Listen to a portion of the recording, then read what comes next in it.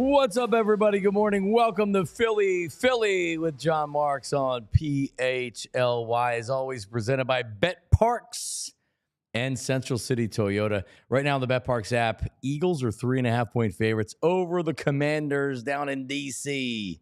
coming up next weekend. But, man, where do we start after yesterday's game? Where do we start? Because I want to start with the defense because the defense was that good once again. But I feel like we have to start with the offense because after last week's game and the A.J. Brown comments and then the Brandon Graham comments and everything was just passing game. Jalen Hurts, A.J. Brown, they don't get along. Nick Sirianni. And all the Eagles did yesterday was come out and win their 10th game in a row. Longest winning streak in franchise history. Right? Like a lot of times when we're, as fans, we're living during the season, right? Like we're in the moment. We don't realize that you take a step back and you take a step out. I'm an Eagles fan from the 80s and the early 90s and into the Andy Reid. That's when people ask me, like, why are you like the way you are as a Philadelphia sports fan or an Eagles fan? Well, there wasn't a lot of winning when I was growing up. There wasn't a lot of winning when I was a teenager into my early adulthood.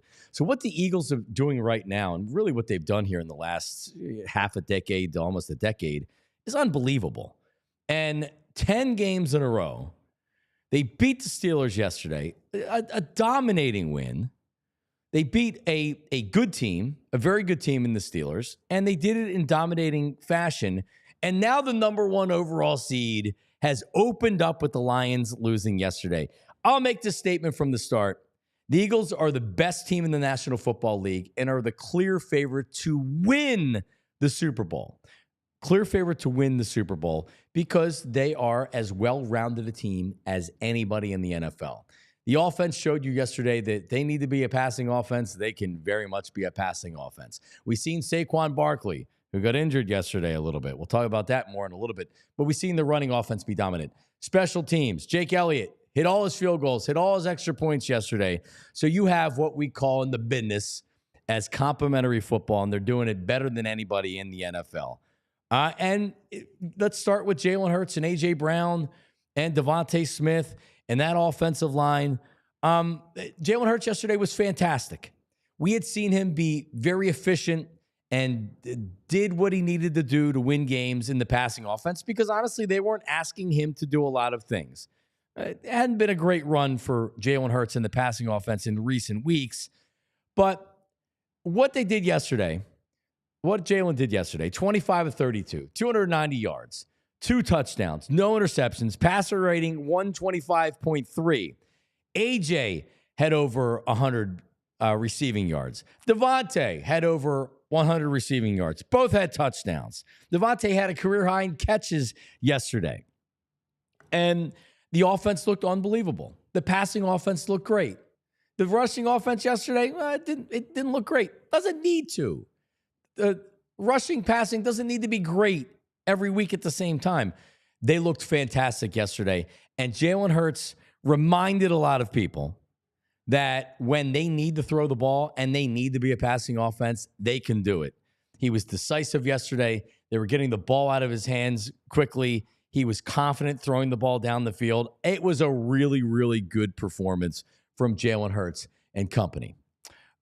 During their 10-game winning streak, Jalen Hurts, for all the crap that he takes, right? And I think if you go back and you look at my record of what I said about Jalen Hurts, and there's a clip that I put out there a couple weeks ago, and it was after the, oh man, well, Jalen Hurts he's holding the team back, and this team can't win a Super Bowl with the way Jalen Hurts is playing, and Jalen Hurts can't throw the ball well enough, and once you get to the playoffs, you can't run the ball everywhere. And I had said, listen, I'd seen Jalen Hurts in the Super Bowl throw the football very well. And I saw him in 2022 throw the football very well.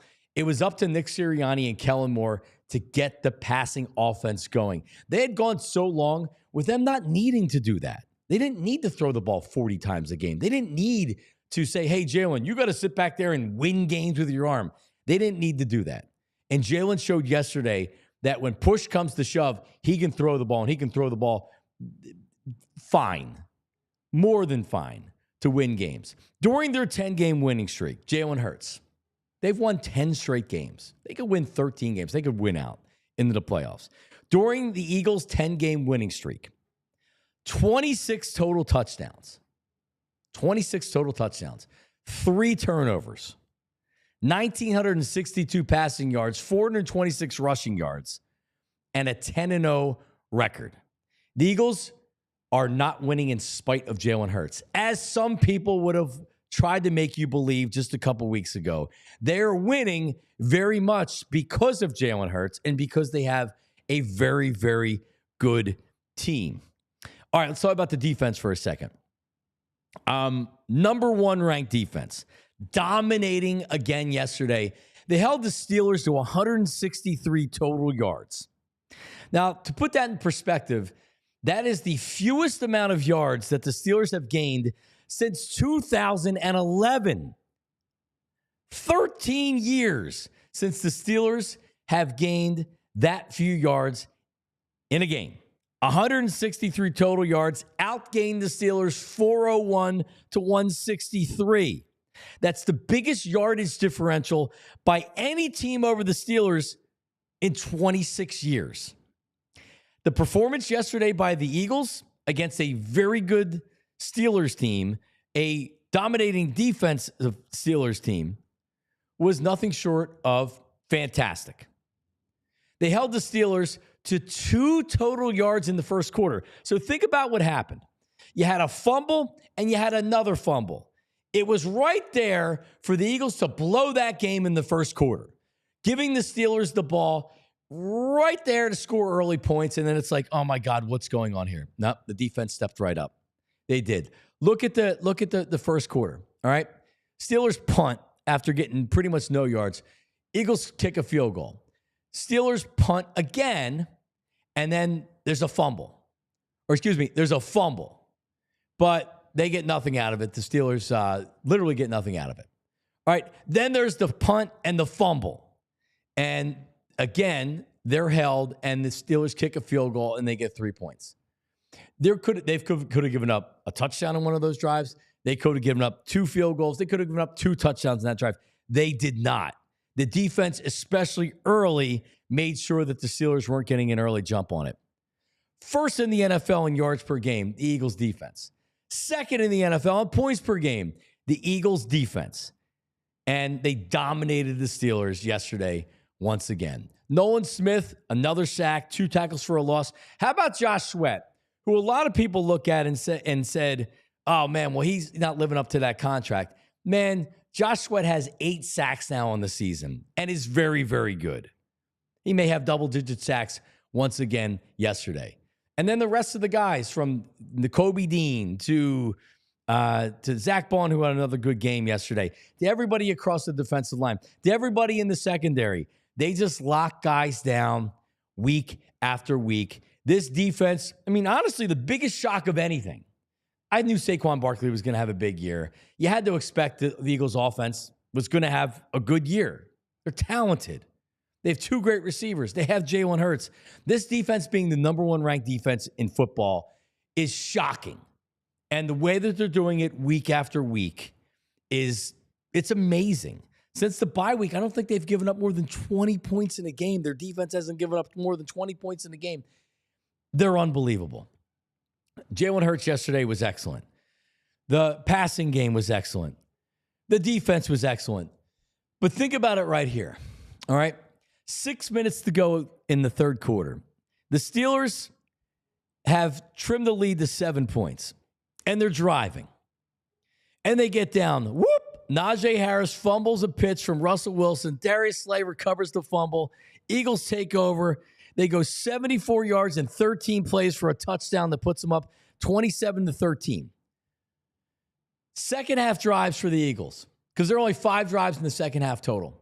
Eagles went 13 plays, 47 yards for a field goal. They chewed up 7 minutes and 8 seconds. The Steelers come out, 4 plays in that fumble. Eagles get the ball, 13 plays, 74 yards, touchdown, 6 minutes and 33 seconds off the clock. The Steelers get the ball back, and that's where Mike Tomlin punted it. Down 2 scores. 10:40 left in the game. Mike Tomlin on a 4th and 7 from his own 46 punted the ball. And Jalen Carter almost totally effed that up because he punched the Steeler in the face, and luckily the Eagles didn't lose possession. After that punt, after that coward Mike Tomlin punted the ball away down 14, they never got the ball back. The Eagles go on a 21-play drive, 88 yards. They started that drive at the 3-yard line. They got backed up to the 2-yard line. 21 plays, 88 yards, 10 minutes and 29 seconds. They're downing the ball inside the 5, and they win. The time of possession in the second half, the Eagles, 24 minutes and 10 seconds. The Steelers, 5 minutes and 50 seconds. That's a dominating win. Steelers never got the ball back. Game over. Boom. Eagles win. Eagles win. Eagles win. I just like, I pinch yourself, ladies and gentlemen. This is the Philadelphia Eagles team in 2024. And this isn't going to fall apart like we saw last year. They are primed. They are ready to go. And this is going to be a fun last couple weeks. Because you know why? If they have a chance for that number 1 seed, they're going to have a shot at the number 1 seed. If for whatever reason they don't and the Lions don't lose, they can get their guys rested. But the Eagles win. The Eagles win. The Eagles win. Saquon Barkley didn't have a great day. He was out, left the game for a little bit and he wouldn't disclose what the hell happened with the injury. Nick Sirianni claimed nothing happened going into halftime. I'm sure he's banged up a little bit. But how about Kenny Gainwell with his own spin move? He said, hey, Saquon Barkley, you can do the reverse jump. I can do a spin move and get a first down. Kenny Gainwell looked good yesterday. Can't say enough about this Eagles team. Dominating win, great win. And let's go. Washington next week, Cowboys after that, Giants after that. 3 very winnable games if they need all 3 of them. And let's go to the playoffs. The Lions, they're losing guys left and right on defense. They got smoked by the Bills yesterday. It feels like that the Eagles are marching right now, and they have that look of a Super Bowl team. As we welcome in Tyler Zulli. We're going to do headlines a little bit later on in the show today because we have a ton of Eagles stuff to talk about here in the first 45 minutes. But Tyler, I mean, listen, we'll take a win because a win is a win is a win. But the way this team responded, not only yesterday, but also I loved how the team responded in general after the controversy from earlier in the week, which was, hey, we're shutting this down right now. With none of that, we're not dealing with any of this crap. We have games that we have to play with. This isn't the Jalen Hurts and A.J. Brown soap opera. This is the Eagles 2024, and we're not dealing with it. And they played like that yesterday. They really did. Yeah, I mean, you started with the offense, so I'll start with the defense, kind of where you ended. You talk about it felt like an immovable force yesterday. This is and I understand Pittsburgh was missing George Pickens, and it was clear that the passing game was not quite the same without George Pickens in the lineup the last 2 weeks. But even with that being said, the Steelers' first 5 drives of the game resulted in negative 19 yards. 3 plays, 3 yards. 3 plays, 2 yards. 3 plays, negative 11 yards.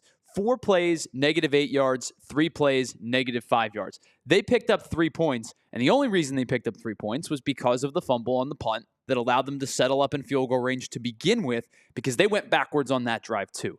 The Eagles' defense was outstanding yesterday. The Steelers' run game had nothing going all game. Now, they only were able to run the ball 17 times because they only ran 39 chartable plays, right? Russell Wilson throws the ball 22 times. They run the ball 17 times. Najee Harris was their leading rusher. He went 6 for 14. Russell Wilson went 4 for 13. Jaylen Warren went 4 for 12.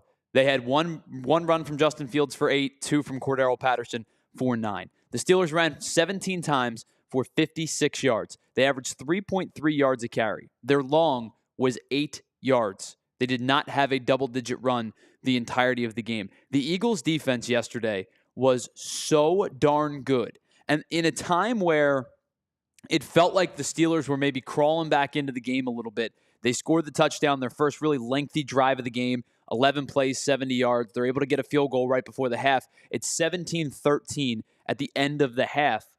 And at no point did I feel like this defense was faltering. It was a good drive from the Steelers. You tip the cap. 11 plays, 70 yards. They were efficient. But it was really the only effective drive they had the entire game, because the other field goal they scored in the first half, the one right before the end of the half with 40 seconds to go, started at the Eagles 45, because it was a bad punt by Braden Mann, a rare bad punt by Mann this year. Put them at the Eagles 45. There was a pass that was recovered at the catch, the no catch, right? But by Pat Freiermuth. They go 14 yards on 5 plays. They end up settling up at the 31. Chris Boswell hits a field goal. The 2 of the 3 scoring drives for the Steelers yesterday went 14 yards and -8 yards. 2 of their 3 scoring drives went for a combined 6 yards, John. This defense was so good yesterday. Excuse me, it was, I apologize. I gave them not enough credit. Went for 9 yards. Oh, okay. The way that this defense played yesterday was as stout as they possibly could in another efficient game. The linebacking core continues to play well. Zach Baun continues to play well. Nakobe Dean has become one of the surest tacklers on this team. This defense is excellent. I haven't even talked about the offense for a second yet. Jalen Hurts was great. DeVonta Smith and A.J. Brown were great. They didn't need the run game in the capacity that they normally needed the run game. And as you brought up, those second half drives were stifling. The Steelers never got the ball back after deciding to punt down 14. This was as complete of a win as the Eagles have had. The Ravens win, these are complete wins against really good teams. This is an excellent football team, and they continue to get better. How about this? In the second half, the Eagles ran 47 plays. The Steelers ran 11. It's almost impossible. It's legitimately almost impossible. You think about the one drive, they took the field goal off the board because they got the first down. They got the penalty on the Steelers, and they end up kicking a field goal anyway. And raise your hand if you were like, oh, man, now he's going to miss the field goal after you took the points off the board. Even not so positive, John was like, please don't. Nope. Jake Elliott seems like he's back on track. All the worries that people had, the passing offense is good. Great job. And this is where you also need to give the coaching staff some credit, Tyler. Yesterday they realized, and I think the Steelers probably went in the game saying they're going to try to get Jalen Hurts going. They're going to try to get A.J. Brown going. Yeah, but stop it then, right? And they couldn't. And it's nothing that's complicated. This isn't a McVay offense. This isn't a Mike McDaniel offense.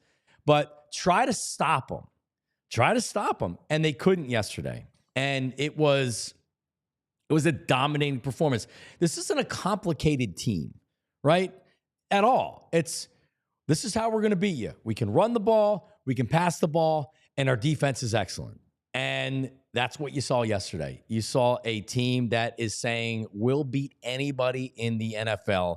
And for the first time, you had said this to me earlier before we started the show. For the first time, now I really feel like if they have to go to Detroit, and we'll see what happens with the Lions now. If they have to go to Detroit, they'll beat Detroit. I am legitimately, this team is winning the Super Bowl this year. This Eagles team is winning the Super Bowl. They're the best team in the NFL. I'm gonna go home and I'm gonna watch the shows and I'm gonna see the clips. And you know what people are gonna be saying today? The Eagles are the best team in football. And you know what? Let's embrace that. I don't want to hear any scaredy cats out there being they peaked too early or no. This is the best team in football. Let's embrace it and let's go. The Eagles have the 3rd best point differential in the NFL this year. The only teams that are better are the Detroit Lions, who were, as you mentioned, were crushing everybody for a 2-month span. They're at plus 177. And the team that beat them yesterday was the Buffalo Bills. They're at plus 135. The Eagles are at plus 122. Now, John, that's an incredible enough stat. But let me even take it a step further. When the Eagles were 2-2, they were -6 in the point differential. They were plus 5. Then they lost by 1. They were plus 4. Then they won by 3, and they were plus 7. and then they lost by 17. So, they were minus 10 after 4 games. So after 4 games, they were minus 10 in the point differential. In the last 10 games, all of which are wins, they are now plus 132. Wow. They're winning games by an average margin of 13.2 points per game. That's a 2-score game on average every single game. Now, they've beaten up on the Giants. They've beaten up on the Cowboys. Those will help your numbers, 34-6, 28-3. But they beat the Bengals by 20. They beat the Commanders by 8. They beat the Rams by 17. And even in their closer wins, there's been a couple of times, like Washington and Baltimore specifically, where there were garbage time touchdowns late in the game to make them games. The Eagles were up 16 against the Commanders late in the game. They won by 8. The Eagles were up 12 late in the game against the Ravens. They won by 5. Both of those games were much more steady victories than the 5 and 8 point victories they'll show. The Rams had the garbage touchdown late. There was 3 straight games where they gave up a touchdown late, to where the Eagles were more or less just like, you don't have enough time to score 2 touchdowns, so we're going to just let you kind of go down the field. Yeah, it was this team's rolling right now. This is the best team I've ever seen. The best Eagles team I've ever seen. They got to win the Super Bowl, and they got to keep doing that. All right, coming up. Don't go anywhere, because a sideline fracas between the head coach? We'll see. Also, the MVP race is over. Josh Allen's going to win the MVP, but that's good news for the Eagles. I'll explain why right after this on Philly with Jon Marks.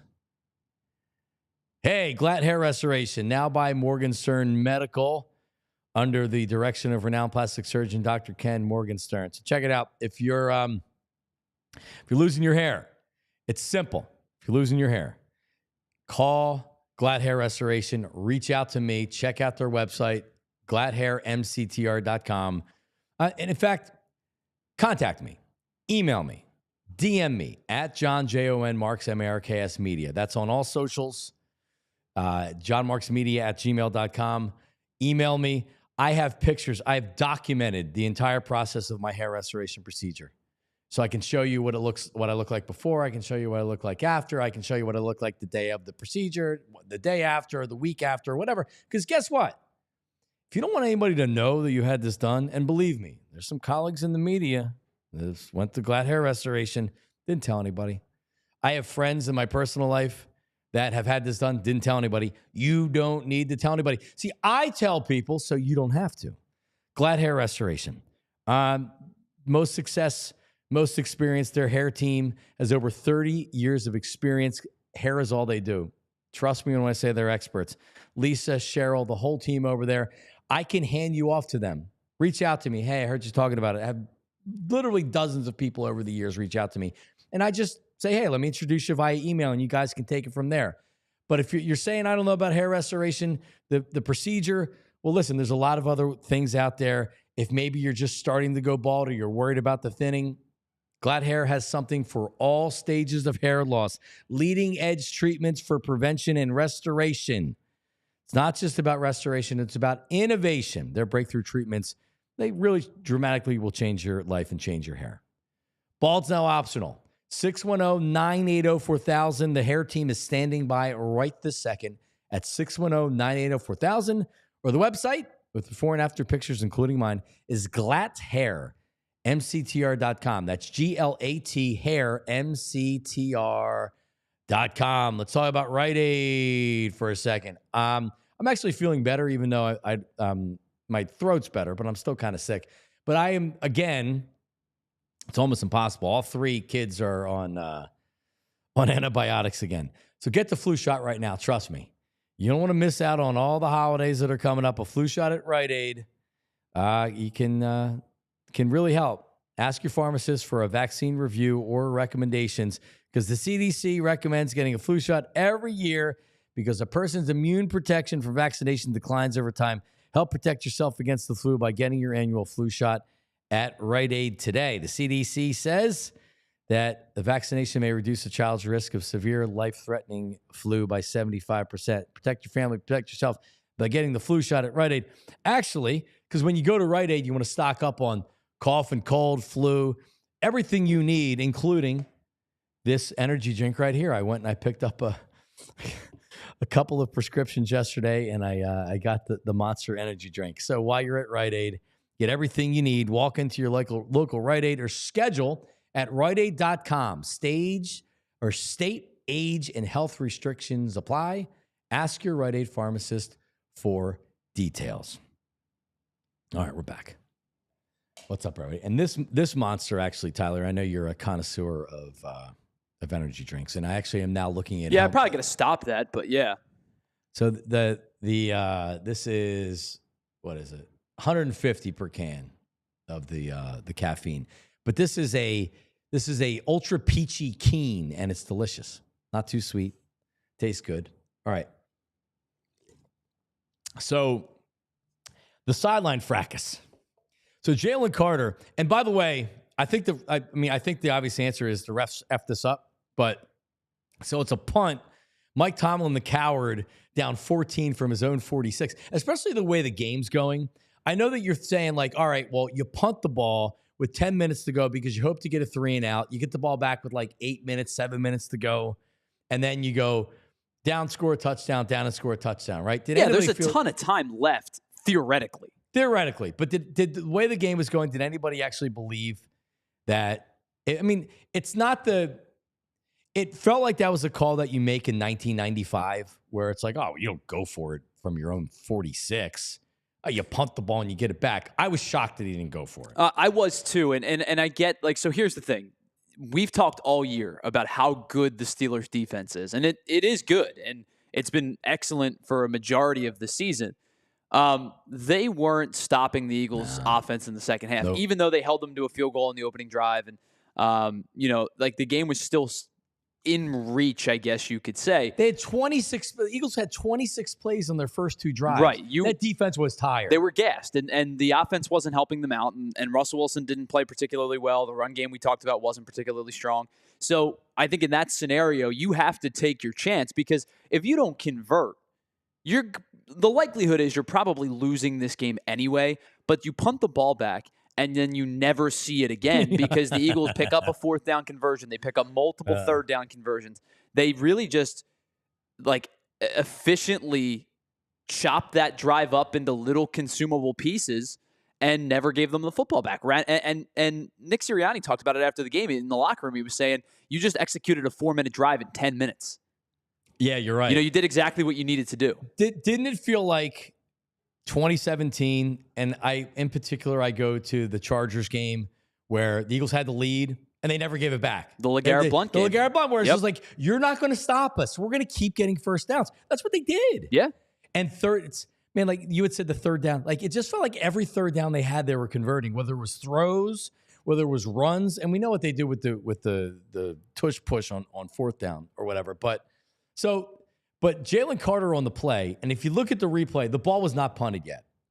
So the Pittsburgh should have retained possession. But so Carter, and man, the force of this dude and the power of this dude, he threw a right hand to whoever that was of the Steelers on the punt, and I mean, almost knocked him out with it. And he gets flagged for it as 15 yards.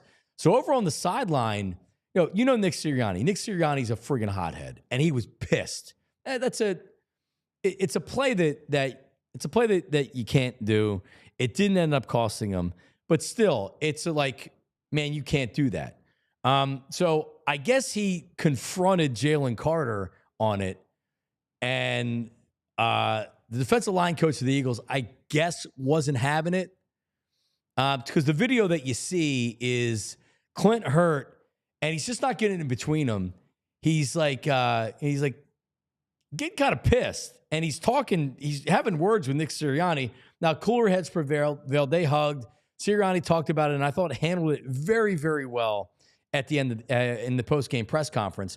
But the thing with Jalen Carter, and no one's going to rip him today because it didn't cost them, and because the Eagles retained or got possession and Steelers didn't get the ball, it didn't cost them. But you're going to see Jalen Carter make plays like that over the course of his career, I think in particular early in his career. And it's something you're just going to have to live with, because this dude is so dominant and such a beast on the field. You're going to get some of that stuff. I want to say like a Natamikam Suh, right? Like you saw him get a little bit out of control sometimes on the football field where he would make stupid plays, unnecessary plays like that. Jalen Carter's kind of that same kind of dominating defensive player. So if you want him out there playing the way that he plays, you're going to have to live when he makes mistakes like that. And again, it didn't cost him, so no one's going to focus on it today. But still, what makes him great is the fact that he has that kind of live wire to him. And man, did he knock the crap out of that Steelers player. The force of that punch, man, was just, can't do it. Can't do it, but like you're going to have to deal with it. And I'm going to say like that's something you're going to have to deal with to get the great play. But like, I honestly, all that stuff that happens over the sidelines, and I didn't see Eagles fans or Eagles media making a big deal about it. But still, it's like those kind of things are going to happen on an NFL sideline. You don't typically see coaches getting in the dust ups like that. Nick Sirianni's not your typical coach. I think we've learned. So they've won 10 straight games, man.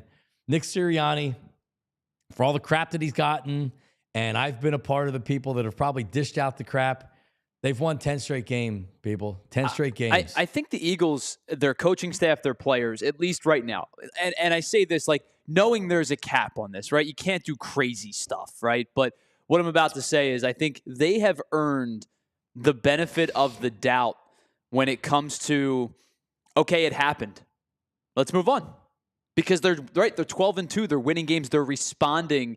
Like they're responding. Yesterday was a huge response game. Things are going to happen on the sideline, right? Guys get heated. It's the heat of the battle, right? Momentary, flare-ups between teammates or a team and a teammate and a coach or whatever the case may be. The Eagles, this team has earned the benefit of the doubt to say, okay, that happened. There was a conversation or guys in each other's faces or whatever, and move on. And you're probably forgetting about it by Tuesday or Wednesday because of the fact that this team wins 10 games in a row, right? If I think about the Adonai Mitchell yesterday. I don't know if you saw the trick play that the Colts tried to run. Adonai Mitchell basically was like, I did my job. I don't know what you want me to tell you. I did what I was supposed to do. And when you're like 5-9, that kind of crap doesn't fly because everything gets hyperfixated, right? Like you stink and you're trying to tell me it's not my fault. Don't blame me. Your reverse backwards pass got picked off and that's not on you. But so like this Eagles team has the allowance to say, hey, something happened, something minor happened on the sideline, and oh yeah, that's right, forgot about it because they won. You know what I mean? So until a team proves to you otherwise, dust ups, scrap ups, or whatever you want to call them, they may happen on the sideline. But you kind of just give the team the benefit of the doubt because they're winning. Yep. Yeah, you have to. Well, so then there's the MVP. The MVP race is over. Josh Allen's the MVP of the NFL. Bills are 11-3. He is putting up monster numbers. He had another 4-touchdown game yesterday, 2 rushing, 2 passing, had 362 passing yards so far on the season, 25 touchdowns, 5 picks. That's just in the air. And then rushing touchdowns. It seems like did he get 2 last week as well? Rushing touchdowns. It's like a Jalen Hurts. He's got 11 rushing touchdowns. So he has 36 total touchdowns, 5 interceptions. Dude's been an absolute beast. This is after you took away the best defensive player, one of their best defensive players. You took away one of their best offensive players and wide receiver, and the team's better this year. So he's going to win the MVP. There's been a lot of talk that Saquon Barkley should be the MVP or should be considered for the MVP, and he should have been. I mean, the effect that he's had on this team is huge. Josh Allen's going to win the MVP. He's the quarterback. He's having a great season. The Bills are rolling right now. And that, ladies and gentlemen, is a great thing. Yesterday's game where Saquon, by the way, Saquon goes out and he doesn't return for the rest of the first half. And he comes back and he was kind of used sparingly a little bit. He still had 19 carries. But still, Kenny Gainwell came in. He saw a bunch of touches. He saw a bunch of time. The MVP race is over. Saquon Barkley still can rush for 2,000 yards. He still has a shot to break the rushing record. I don't want him to win the rushing record. I don't. If he runs for 2,000 yards, he runs for 2,000 yards or whatever. It's time to dial it back on Saquon Barkley and get him ready for the postseason. He is 312 yards away from 2,000. He could very easily do that in 2 games. He could do it in a game, like 2.5 games. So if he wants to get 2,000 yards, that's great. If they don't need that last game, he ain't playing. If the Lions clinch the number 1 overall seed and you're playing the Giants in the final week of the season, excuse me, Saquon Barkley's not seeing the field, brother. He's not winning the MVP. He could run for 2,000 yards. That's all over with. The most important thing right now is for Saquon Barkley to be as healthy as he possibly can be and as fresh as he can possibly be for the playoffs. He's seen the most carries in the NFL, 285 carries for a passing league in 2024 is a lot of carries. He leads the league in carries. He leads the league in rushing yards. He has 11 touchdowns. His usage has been off the chart. He's been fantastic. I do not need to see Saquon Barkley break 2,000 yards. If he does, he does. The biggest and most important thing right now is keeping Saquon Barkley healthy.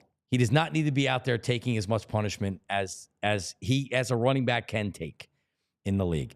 I've said it before. I felt it then. Now with how the season is playing out, listen, if you need that last game of the season to be the number 1 seed, okay, he's probably going to play a regular game. But he cannot be out there as much as he's been, and it's time to see more Kenny Gainwell, who did excellent yesterday. I wish they had another running back that they could lean on because Shipley hasn't really done anything as a rookie. It'd be nice if they had another running back that they could lean on a little bit. But it's time to dial back Saquon Barkley because he's not winning the MVP, so you don't have to focus on that. So, Tyler, I don't know if you agree with this when I'm saying at this point. Well, but I think your first point of saying, like, if the last game of the season doesn't matter, he's not going to play. Well, yeah, I think that's true. Like, I don't think anybody's going to play. Anybody of, you might get a start if you're looking for consecutive games started streaks or if there's bonuses involved or whatever the case may be. But, right, like, if the game doesn't matter, Jalen Hurts isn't going to play. A.J. Brown's not going to play. DeVonta, like your big time players are not going to play, or they're going to play very sparingly because if there's nothing to the game, then of course that's the case. I think until that moment arrives, I'm not saying that you have to feed Saquon Barkley 30 times every day, especially with how good the passing game looked yesterday. If it can continue on a trend in that trajectory, then sure, you can balance things out a little bit more. I know they've run the ball at a 62% clip since the bye week, and that's helped them win games, and it's why they've won 10 or part of a big reason as to why they've won 10 consecutive games. The thing is, until their seeding is determined, until their playoff structure is determined, they're going to continue to play games and win games in the capacity in which works for them. I don't think they're going to, take the foot off the gas, pull the throttle back at all on Saquon Barkley's carry number. If games are out of hand, sure, you'll see more Gainwell. Saquon Barkley does a good job of checking out of the game when he feels he needs to check out of the game. That's a good point. He is not running himself into the ground. He knows how to take care of his body. He took a hit yesterday. They did a good job of making sure he was cool, putting him, sending him to the tent, and then allowing him to rest up for the rest of the first half. Gainwell did an admirable enough job filling in. I don't think that this team is going to intentionally throttle back just because you're worrying about an injury capacity or you're worrying about workload capacity. I think what they'll do is they'll allow him to continue what he does. When he needs a respite, they'll let Kenny Gainwell get some touches. They'll lean on the passing game if they feel that is the structure that works. I don't think that they're going to change their formula until they don't have a regular season game to play for. I disagree, but we'll see. Ultimately, you may be right. I definitely think that they're going to dial it back. Well, I mean, even if it's because you start smoking the Cowboys, and that's different. And then he's not right. I know, that's what I'm saying. Like, it might end up working out this way anyway. Sure, if they get up 27-3 against the Dallas or Washington or whatever the case may be, like if they're up big in the third quarter, he may only see 6 second half carries, right? And it may be kind of people talk about the like old school load management in the NBA, which is like blow a team out and a guy doesn't play in the fourth quarter. Right. It could be a similar thing where like they throttle that back a little bit. But you talk about like 24, 26, 28 carries. He had 19 yesterday, and that was due largely in part because he did miss a bulk of the second quarter. Right. He had 20 against Carolina. He only had 14 against Dallas that many weeks ago. He only had 17 against the Giants. He had 18 against Cleveland. And then that's kind of the start of the winning streak. Yes, he has had 23, 26 a couple of times, a 27. He's getting a lot of touches. I'm not disagreeing with you. But I think that they've done a good job, and he's done a good job of monitoring his workload and not taking on more than he can handle. And I think it'll stay that way. And you're hoping for a natural workload regression by, if you go out and you throttle Washington next week, sure, Kenny Gainwell can get 10, 12 touches in the second half, and Saquon only needs like 5, 6, 7. But I don't think they're going to alter it too much unless the injury that kept him out of the second quarter yesterday is lingering into this weekend. Right, which he won't even talk about. Nick Sirianni denied it at halftime. All right, coming up, headlines with Tyler. Oh, it's so fun to be a 76er fan, let me tell you. It is just like I can't wait. Like, look forward to these Sixers games in the season. It's so much fun. Joel Embiid I feel so bad for the dude. I really do. And then their young stud, I was shocked when it's like, yeah, he needs surgery. He's out indefinitely. God, it sucks being a Sixers fan. We'll update you on everything that happened. Sixers and the NFL. That's coming up next. Headlines with Tyler. Philly with Jon Marks. Don't go anywhere. Stay right there. Central City Toyota. Toyotathon. That's right. Going on right now in December. Central City Toyota. My Uncle Jamie is the general manager. You know that if you watch the show. So you know what me putting that out there, what I'm saying? Family. Been a customer for almost 20 years. It's my uncle. Anything that you need, you go in and say, Jamie Haverly. Where's Jamie Haverly? That's kind of has been his reputation. And that's what makes Central City Toyota in the heart of University City over 55 years on Chestnut Street. What sets them apart. When you can go in and say, I'm unhappy with this. I'm unhappy with that. I have a question about this. I have a question about that. Jamie takes care of it. But that's very few and far between because the customers are happy. The philosophy has always been, because they have they don't play pricing games. They're very transparent on prices if you're looking for a certified Toyota, because they know if you're happy, you're going to come back for service. You're going to come back for your next car. You're going to tell your friends. You're going to tell your neighbors. That's how you establish a great business. CentralCityToyota.com. Toyotathon going on right now. Great deals on all their certified Toyotas. And if you're looking to get your car serviced, largest parts and service dealership in the entire city of Philadelphia. What does that mean? Well, if you're in working in Center City, like we are, we're in Center City, you can go to CentralCityToyota.com, set up an appointment where they come and grab your car, take it back to the dealership, do whatever service you need, and then drop it back off. You're done work, your car's serviced. You're not sitting in a dealership drinking bad coffee on a Saturday, waiting 2 or 3 hours for your car to get done. It's like you didn't even have it done, except it's done. CentralCityToyota.com. Check out my Uncle Jamie right now. All right, let's talk about Bet Parks for a second. How about giving the gift of headline entertainment this holiday season? This is a great idea. Purchase gift cards for concerts and comedy at the Excite Center, the Liberty Bell Beer Garden, the Parks Grill Steak, and more, all at Parks Casino. It's my casino of choice. Parks Casino, this is how you win. Pennsylvania's #1 casino, right there in the Philly burbs, less than 2 hours from New York, so close to northern and southern New Jersey and Delaware, too. Tickets are on sale right now for these headliners. Just announced. This is Tyler's, one of his favorite acts, Larry the Cable Guy, May 16th. You can get tickets right now. Plus a second show for comedian Ron White. That's on March 20th. Country artist Cole Swindell, February 7th. And get those Parks Casino gift cards for the holidays. The reggae sounds of Shaggy. I'm actually a Shaggy fan. Jerry Cantrell from Alice in Chains, February 8th. March 8th, magician Michael Carbonero. Country star Lee Bryce. You know where I'm going here. A ton of acts. Excite Center is great. Enjoy dinner and drinks before the show at Liberty Bell Gastropub, the Parks Grill Steakhouse, Bamboo Noodle House, ParksCasino.com. Buy tickets for all shows. Parks Casino, this is how you win. You must be 21. Gambling problem.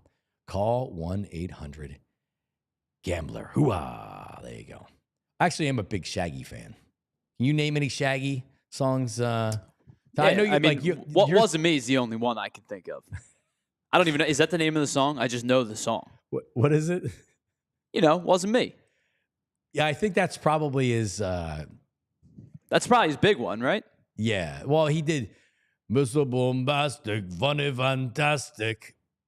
Yeah, I can't say that I'm a huge Shaggy fan. And he had, ooh, girl, I love you so. Never, ever want to let you go. And that's Sure. Once I get my hands on you. And Shaggy comes on and goes, love me, love me, love me, sex machine. Okay, I believe you. He's a veteran too, Shaggy. I know that. He was Is he? He was in the original the Persian Gulf War back in the 90s. He was in. Yeah. I don't know why I'm a big Shaggy fan, but I am. He's good. Anyway. All right. Listen, I'm not telling you I get locked in on the 76ers before the end of the Eagles season. But this has just been a season from friggin' hell. And from the slow starts to the injuries to the Embiid stuff to the snitching to now we have another Embiid injury, and then the young star that had such promise to start the season, he's out. Oh, let's get the headlines with Tyler Zulli. Tyler, what do you got this morning? Yeah, let's do it. Of course, our headlines are brought to us by our friends at Glatt Hair Restoration, because if you want to improve how you look and how you feel, you can head on over to glatthairmctr.com or call 610-980-4000 to get started. I guess which injury do you want to start with, the one to the big man or the one to the rookie? Joel Embiid exited the game against the Pacers on Friday night with what is being deemed a sinus fracture. He will undergo further testing on the injury. No timetable on his return. So he exited the game on Friday night. Jared McCain on Friday morning reported a little bit of swelling in his knee. Said he wasn't feeling particularly good. Went and got imaging. Went and got testing done, and found out that McCain tore his meniscus, and he is out indefinitely after a meniscus tear in his left knee. So the Sixers lose both McCain and Embiid. McCain's probably going to be a much more long-term injury, but Embiid is going to miss some time now with the sinus fracture as well. So the hits keep on coming for the Sixers. Yeah, sinus fracture. And you saw the play. You hate to say Embiid's injury prone, but how many of these friggin' injuries need to happen before you just say, I mean, it was really a freak injury, and it's not a criticism of it at all. I genuinely feel horrible for the dude. Well, so that's the thing. Like, if you have an injury that leads to another because of, if there's some kind of like degeneracy in that body part, or, favoring, like if it's a knee injury and then you favor the other side and then you have an ankle or an Achilles or something like that, those things pair together. But like getting smoked in the face, like what are you supposed to do about that, right? It's not contact sport in the terms of like football contact sport, but basketball is a contact sport enough. There's enough contact in the NBA. There's enough contact to generate like freak injuries. Like, what are you supposed to do about that when you just get, kind of cracked in the face? So, here's my question. What makes you injury prone, right? Is it soft tissue injuries, which Embiid never has? He never has hamstring or calf injuries. Like, guy better knock on wood before that. Yeah, I don't think you want my answer on that. Right. I don't believe in injury prone. Well, because injuries happen, right? You get hurt. It's part of sport.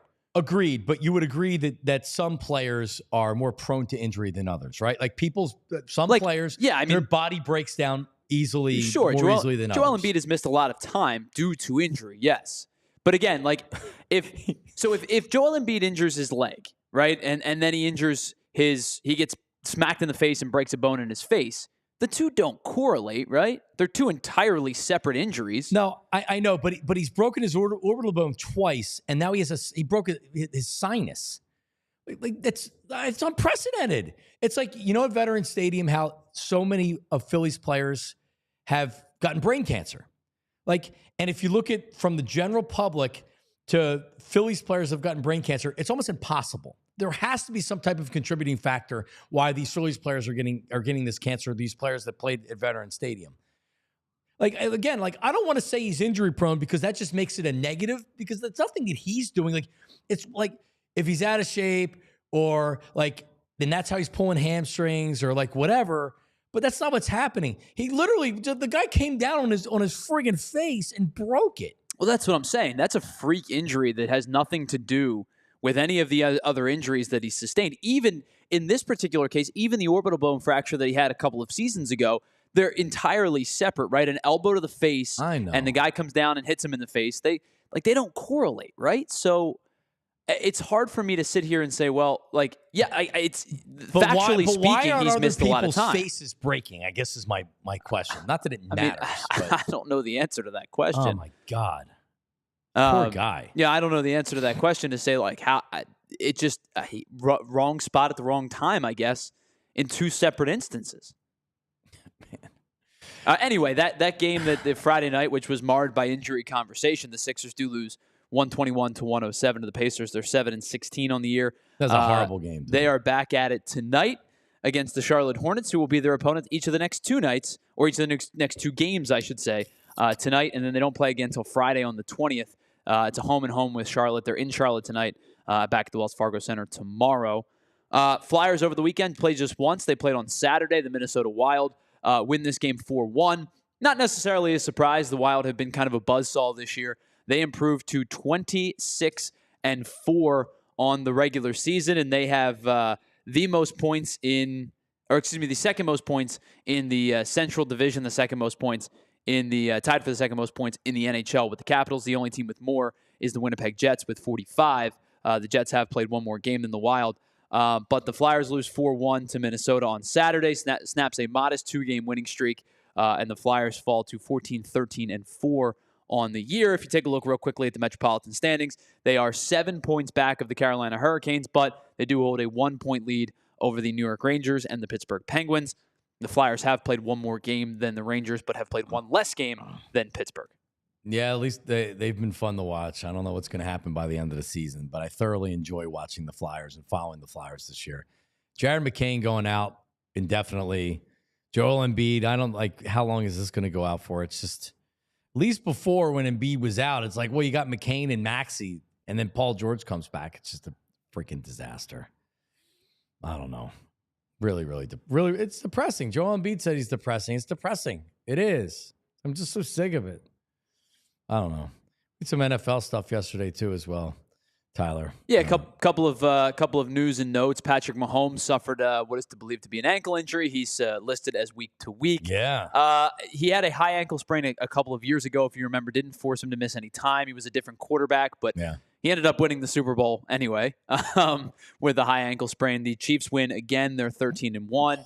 They beat the Cleveland Browns 21-7. Last night, if you missed the late night game, it was the Green Bay Packers all over the Seattle Seahawks. Geno Smith exited the game early with an injury himself. Green Bay wins this one 30-13, and quite frankly, it could have been 130-13. This one just never felt like it was a close game at all. No, it was over. Green Bay's good. So the Chiefs have home against the Texans, at the Steelers, and then the final game of the season at the Broncos. They have 2 more wins over the Bills, but the Bills hold the tiebreaker because they beat them head-to-head. Sure. So it's a week-to-week injury. Like you said, he didn't miss much time when he had that high ankle sprain before. So you wonder how long this is going to cost him. But if they get a loss, that's not an easy finish to the season. At the Steelers, Steelers are going to be battling. And the Broncos have actually been very good. And that game's high. Denver's played some good football. Yeah. They beat the Colts yesterday. We talked about that fluky trick play a little bit. But their defense has been good. And, Bo Nix threw 3 interceptions yesterday. He wasn't particularly strong, but they were good enough to win the game because their defense continues to be excellent. I think that, it's a tough stretch to end the year for a team that, listen, I guess quantitatively speaking, right, they've won every game but one this year. None of them have looked pretty. Largest margin of victory of the year was yesterday. Right. Yeah. They beat the Browns by 14. They win 21-7. Their defense is excellent. It's been excellent all year. The offense leaves a little bit to be desired still. Sure does. Pacheco's back. They just don't have enough. Their wide receiver weapons and Hopkins has been a nice pickup. Do you know who the starter is for the Chiefs? If Pat Mahomes doesn't play? Yeah, I believe that would be one Carson Wentz. Oh, I hope he starts next week so I can watch the game. Andy Reid, I'm sure, can get him going, but that's interesting. That'll be interesting to follow. Yeah, one last note in the NFL before we wrap this up. 2 games tonight on the Monday Night Football slate. One begins at 8 o'clock. It's the other 11-win team in the NFL, in the NFC. It is the Minnesota Vikings looking to win another game by decisive margin, because every time I think that maybe there's a crack in the foundation. Sam Darnold plays well. They just win, man. Jordan Addison's had a wildly successful year. He sure is. Minnesota's 11-2. They take on the Bears at 4-9. Thomas Brown's second game as the Bears interim head coach. See if it goes any better than the first. And then another absolute barn burner on our hands. The 2-11 Vegas Raiders taking on the 6-7 Atlanta Falcons with Desmond Ridder, maybe a chance at redemption at his old team. He'll be he's the presumed starter for Vegas in this one, taking on the Falcons. That one starts at 8:30 from Vegas. So is this the game that Penix, or is this the game where Kirk Cousins been terrible. He's been terrible. Is this the game where Cousins keeps his job for the remainder of the season, except if maybe they're eliminated? Because he's still under contract for next year, and really past that, but still, like the way that the contract was structured, you would think that he'd be the starter for the next 2 years. But at the same time, I mean, there may be a team out there that values Kirk Cousins that you trade him in the offseason. Yeah, I mean, this is a team, by the way, John, that started 6-3. Yeah. With wins against the Eagles, 2 against the Buccaneers, a 5-point loss to the Chiefs, an 8-point loss the opening weekend to the Steelers. They were 6-3 and playing some good football. Since then, they've lost to the Saints, blown out by the Broncos, the close loss to the Chargers, and then blown out by Minnesota last weekend. I mean, I think that the Falcons should win this game today. Vegas stinks, but with the way Kirk Cousins plays, man, terrible. Who the hell knows? Yeah, I agree. I would like to see Penix in there. I wonder what Atlanta Sports Radio is saying about this, because you know what we'd be doing up here. We'd be screaming quarterback controvery of the decade. I think they're just talking about Georgia football down there. I don't even know if they realize that Kirk Cousins is struggling there recently. The Braves start yet? Oh, they don't care about when the Braves were eliminated by the Phillies, I guess 2 years ago now, maybe, I tuned in to the 2 stations down there to see what they were saying. And Brian Finneran, former Eagle and Falcon and Villanova Wildcat. Are they the Wildcats? Villanova, anyway. yeah. He went to Villanova, right? Yeah, he went to Villanova. Yeah. He was the day after they were eliminated, and who was it that refused to talk to the media after the game? One of their big stars refused to talk to the media after the game. He was yelling at fans that it was still a successful season and you can't win them all and you can't be calling up bitching and complaining. And I'm thinking to myself, I'm like you gotta let people be mad for at least a couple of days. You just lost again to the Phillies, you idiot. Like, really? You're not allowed to be mad after eliminated by the Phillies again? But anyway, yeah, so I don't know what goes down there on Atlanta Sports Radio. Any other things? I'm just trying to what else? Will Levis stinks. He got benched yesterday. Yeah, pretty quiet day for hot stove stuff across baseball. Not a lot going on. In Philadelphia in terms of, with the Phillies' moves or lack thereof. Again, some moves, some injury notes and things like that. Aleem McNeil for the Lions is likely out for the season, Dan Campbell said. And then, it was a kind of quiet weekend in terms of especially baseball. Not a lot of hot stove news. It was a quiet weekend, obviously. One thing we didn't mention, Army-Navy this weekend. Was Navy. A little bit of a surprise. Navy wins this one 31-13 and pretty much was in control from the jump. Yeah, it was over early. Army couldn't stop the run. The quarterback for Navy was just running all over him. Yeah, Blake Horvath, who by the way hadn't played in quite a few weeks due to an injury, comes back in this one. Hadn't played since the 16th and a loss to Tulane. Shout out to everybody watching on TV. To watch the rest of the program, go over to allphly.com and also allphly.com if you want to get PHLY daily. I know Rich Hoffman had it up 7:30 or so, usually every morning, and I was reading it this morning. He had a good line at the top. He said, "State champs. Good morning. It's not why the Steelers lost, but let's talk about Mike Tomlin's cowardly punt for a second." A 98th percentile cowardly punt, apparently. That's right. Let me read the tweet, and then we'll get out of here because I got to go home and sick kids all over the place. Here's the tweet. It says, Pittsburgh decided to punt from the Philadelphia 46 on 4th and 7 with 10:40 remaining, losing 13-27. With a surrender index of 16.53, this punt ranks at the 98th percentile of cowardly punts for the season. And the 95th percentile of all punts since 1999. There's some computer that spits out. This is an automated tweet from this surrender index. Yeah, oh yeah, it's kind of like what's the most cowardly punt you can do? It's cowardly, man. See, I thought it was from the Steelers end of things. It wasn't.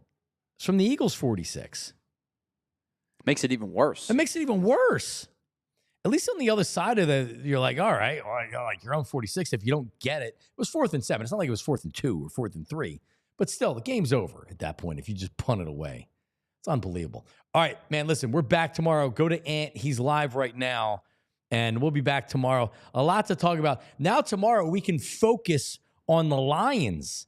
Can the Eagles get the number 1 seed here? We're going to find out. All right, everybody. Appreciate it. Subscribe, like. Thanks to all our mad chatters out there. We're back tomorrow. Philly with Jon Marks. See you. We all silly like the mayor.